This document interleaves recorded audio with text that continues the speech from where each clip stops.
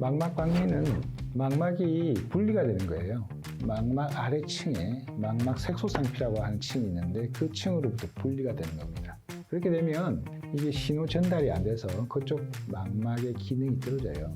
그런데 이것이 한쪽 부분에서 시작해서 점점 급속하게 더 전체 망막으로 진행을 합니다. 그렇게 되면 단순 시야 결손으로부터 전체 실명까지 이르게 되고 수술 시기를 놓치면 시력 회복이 안 된과 동시에 수술이 실패한다든지 더 진행이 되면 안구 전체를 잃어버리는 굉장히 안과에서는 중요하고 응급질환이고 중요한 치료를 요하는 그런 질환이죠. 심층적인 내용은 저번에 찍어놓은 유튜브가 있으니까 링크를 걸어놓은 부분에서 좀 참고를 하시면 좋겠습니다.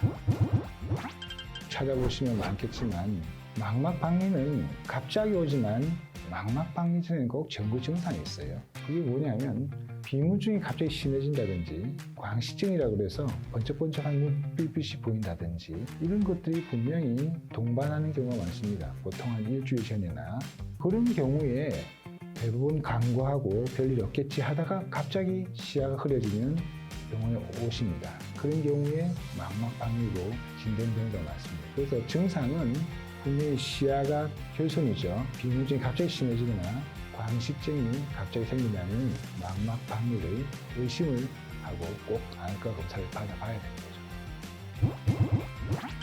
망막박리는 자연적으로 치료가 불가능하지는 않습니다. 그러나 본인도 모르게 망막박리를 앓고 지나간 흔적이 발견되는 환자들이 종종 있지만 증상이 있는 망막박리는 100% 치료를 해야 됩니다. 하지 않으면 점점 망막박리는 더 진행될 거고 방치하면 시력을 찾을 기회를 잃어버리게 됩니다. 그래서 망막박리 치료를 반드시 해야 되고 응급으로 최대한 빨리 해야 됩니다.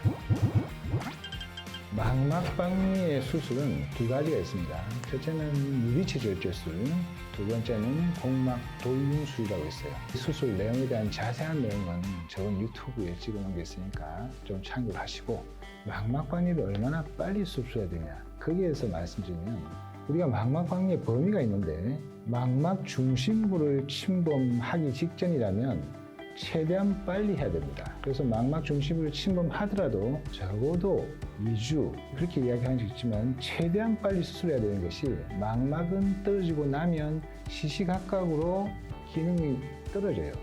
그렇기 때문에 최대한 빨리 붙여놔야 그 시력을 최대한 많이 회복할 수 있습니다. 그렇기 때문에 무조건 발견되는 듯이 바로 수술하는 것이 최선입니다.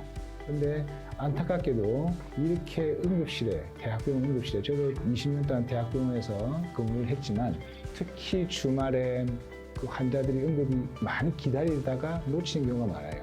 그래서 수술이 딜레이되고 그런 경우가 종종 있었습니다. 수술을 최대한 빨리 할 수 있는 병원으로 찾아가서 경험이 많은 의사한테 수술을 최대한 빨리 받으시는 것이 시력을 유지하는 데 필수적입니다.